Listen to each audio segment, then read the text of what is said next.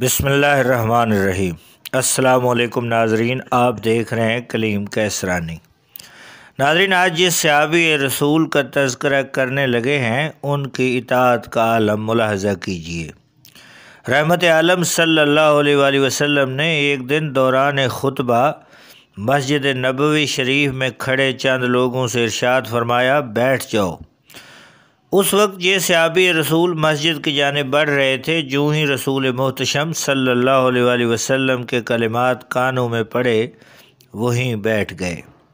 جانتے بھی تھے کہ یہ حکم مسجد میں موجود لوگوں کے لیے ہے، اس کے باوجود مسجد سے باہر اسی جگہ بیٹھ گئے۔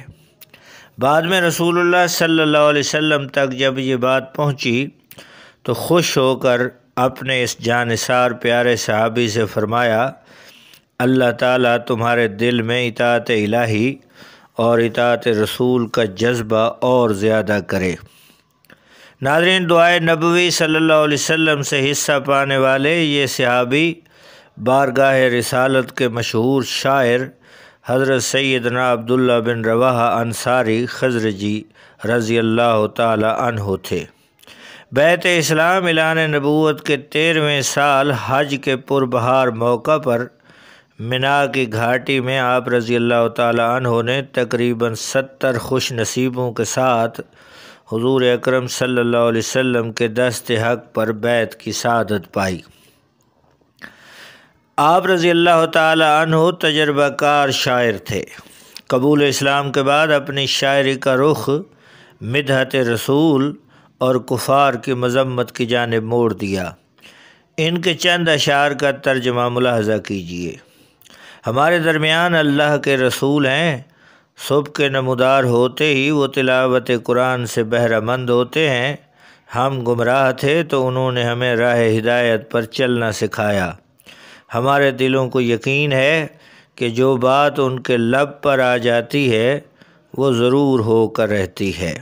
ذوالقعدہ سن 7 ہجری میں قضائے عمرہ کے موقع پر مکہ کی فضاؤں میں داخل ہوئے تو سید عالم صلی اللہ علیہ وسلم کی سواری کی مہار تھامے ہوئے اشعار پڑھ رہے تھے۔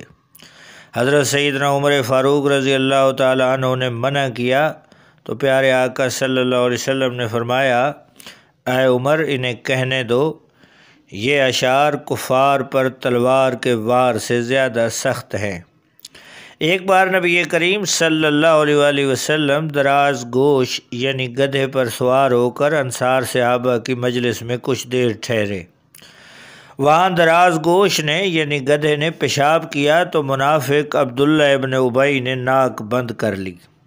اس پر آپ رضی اللہ تعالی عنہ نے فرمایا، میرے آقا کے گدھے کا پیشاب تیرے مشک سے بہتر خوشبو رکھتا ہے۔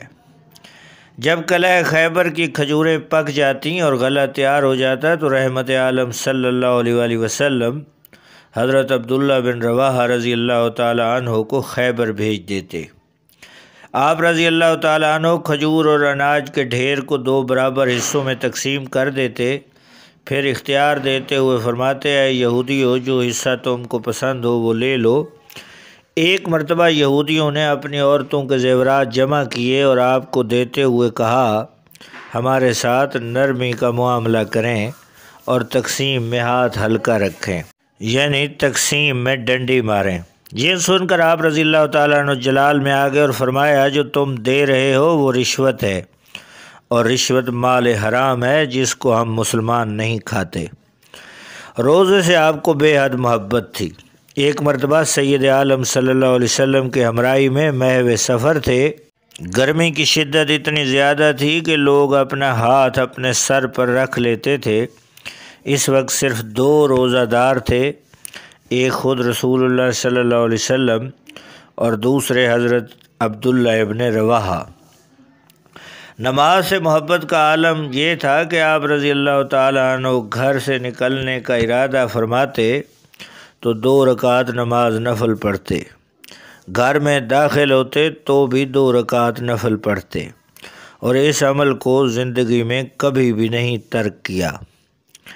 یتیموں سے محبت کا یہ عالم تھا کہ حضرت سیدنا زید بن ارقم رضی اللہ تعالی عنہ فرماتے ہیں کہ میں حضرت سیدنا عبداللہ بن رواحہ رضی اللہ تعالی عنہ کی پرورش میں رہا ہوں۔ میں نے نہیں دیکھا کہ کوئی شخص ان سے بہتر یتیم کی پرورش کرتا ہو۔ راہ خدا میں جہاد کا جذبہ ایسا تھا کہ جہاد اور غزوہ کے لیے نکلنے والے پہلے شخص ہوتے اور واپسی کے وقت سب سے آخر میں پہنچتے تھے۔ سن 8 ہجری جمادی الاولیٰ میں جنگ موتا کے موقع پر 1 لاکھ سے زیادہ رومی افواج کے مقابلے میں 3000 مسلمانوں کی مختصر سی فوج نے اپنی جان پر کھیل کر ایسی مارکہ آرائی کی کہ تاریخ اس کی مثال بیان کرنے سے قاصر ہے۔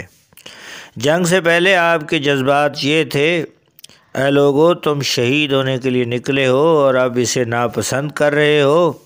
ہم دشمن کی کثرت اور طاقت دیکھ کر جنگ نہیں کرتے، ہم اس دین کی خاطر لڑتے ہیں جس کے سبب اللہ تعالیٰ نے ہمیں عزت عطا فرمائی۔ اب 2 اچھی باتوں میں سے صرف ایک ہوگی، فتح یا شہادت۔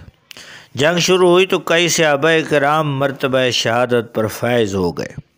حضرت سیدنا زید بن حارثہ رضی اللہ تعالیٰ عنہ کی شہادت کے بعد حضرت سیدنا جعفر طیار رضی اللہ تعالیٰ عنہ نے پرچم اسلام تھام لیا، مگر جلد ہی جسم پر موجود لباس خون میں ڈوب گیا۔ اس وقت حضرت سیدنا عبداللہ بن رواحہ رضی اللہ تعالیٰ عنہ لشکر میں دوسری جانب تھے۔ 3 دن سے بھوکے تھے۔ چچا زاد بھائی نے اونٹ کے گوشت کا ایک بھنا ہوا ٹکڑا پیش کیا تو ایک لقمہ ہی کھایا تھا کہ حضرت سیدنا جعفر رضی اللہ تعالیٰ عنہ کی شہادت کی خبر آ گئی۔ بے تاب ہو کر وہ ٹکڑا وہیں چھوڑ دیا اور یہ کہتے ہوئے آگے بڑھ گئے: اے عبداللہ، ابھی تک تیرے پاس دنیاوی شے ہے۔ فوراً پرچم اسلام ہاتھ میں لیا اور لشکر کی کمان سنبھال کر بے جگری سے دشمنوں پر ٹوٹ پڑے۔ لڑتے لڑتے انگلی کٹ گئی تو فرمایا: ابھی انگلی کٹی ہے اور یہ کوئی بڑا کارنامہ نہیں ہے۔ اے نفس، آگے بڑھ، ورنہ موت کا فیصلہ تجھے قتل کر ڈالے گا اور تجھے ضرور موت دی جائے گی۔ پھر انتہائی دلیری اور جاں بازی کے ساتھ لڑنے لگے۔ بالآخر زخموں سے نڈھال ہو کر زمین پر گر پڑے اور شربت شہادت سے سیراب ہو گئے۔ ناظرین، یہ تھا آج کا اسلامی واقعہ۔ نئے دوستوں سے گزارش ہے کہ اس قسم کے واقعات کے لیے ہمارے چینل کو سبسکرائب کیجیے، بیل آئیکن کو پریس کیجیے۔ بہت شکریہ۔